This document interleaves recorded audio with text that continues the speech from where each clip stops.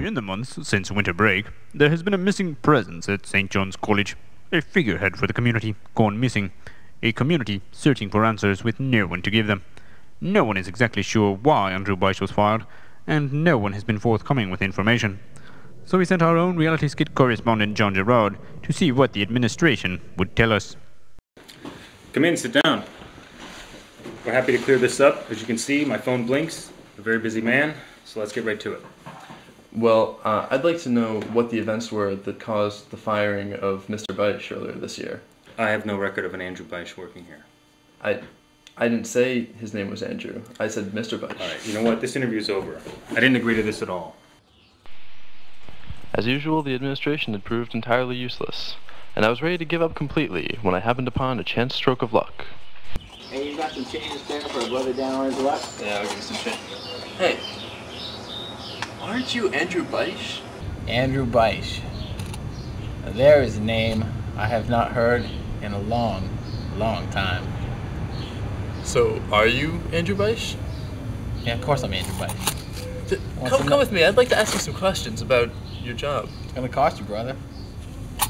That's what I'm talking about. Alright, well, first of all, I'd like to say thank you very much for taking the time out of your busy day to be able to speak with me about this. I know this must be kind of hard for you. How did you react to the situation?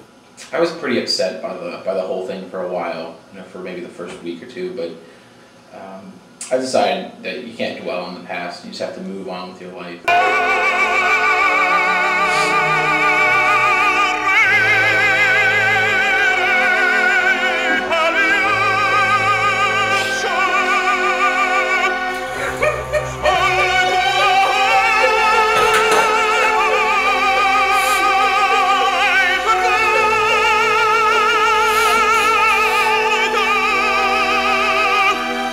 It's not like I'm crying about it or anything. I think I'm doing fine.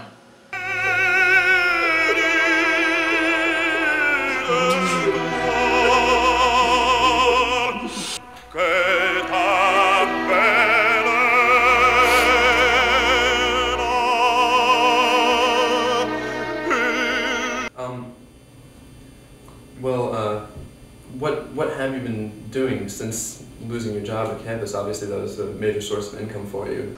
It's actually pretty fortuitous that I lost the position. I've kind of had this dream of getting into the film industry in some capacity.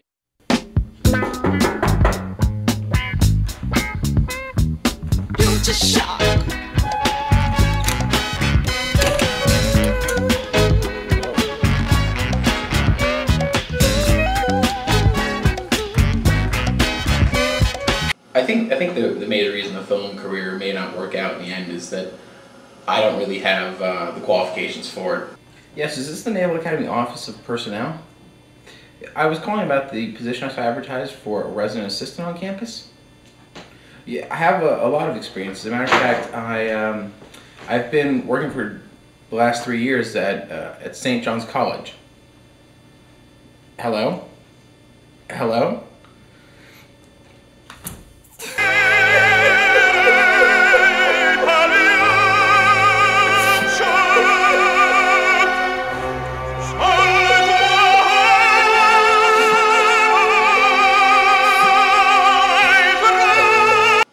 Are there any other jobs that you've been training for? You said you haven't had much success. Yeah, I've been actually. There's a gentleman I know here in town who's a really well-known sort of icon of Annapolis, a figure everyone recognizes. He's an entrepreneur of sorts, a jack of all trades kind of guy, and I've sort of been working to fill his position. He's getting up in years, and he's going to be retiring shortly. Or he's considering it, and he can kind of show me the ropes of his business, and hopefully that'll turn into something that'll work out well in the end. I'm really excited about that, but we'll see where that goes, because I'm not sure if he's really going to retire, or if I can even sort of master the kind of work that he does. Obviously, you had a lot of friends on campus, and being that you're banned from campus, you're unable to socialize with them to the extent that you previously were. who have you been spending time with? Like, who have you been associating with?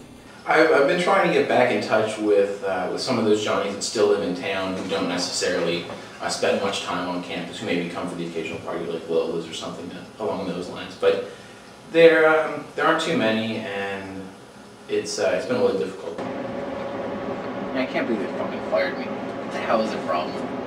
It's sort of ridiculous. Oh yeah.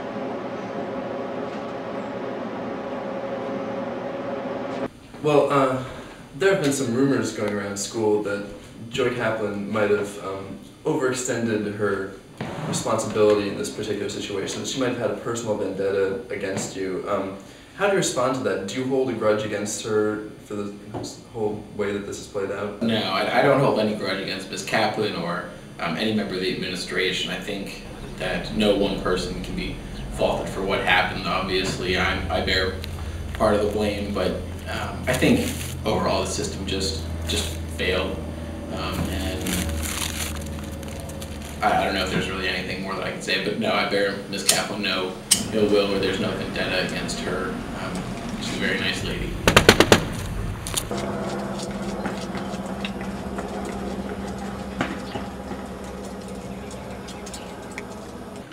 Just as the last question, is there any advice that you'd like to offer to impart to the student body that you've gained from this experience? Yes, I feel I have one really important piece of insight, and that's more students should seriously undertake the study of Ayn Rand's works. And I just feel that objectivism is such a worthwhile field of study, and should be undertaken by everyone. And we need more objectivists on this campus, damn it. They're just really good people. Well, thank you very much. It's my pleasure, thank you. There's actually a position here in Annapolis. There's a gentleman who's pretty much an icon of Annapolis, well-known, well-respected, admired member of the community.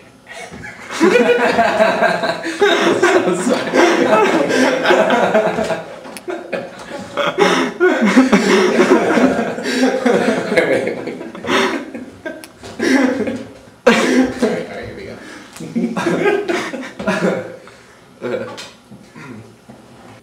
Yeah, there's actually a gentleman here in Annapolis who's very well respected.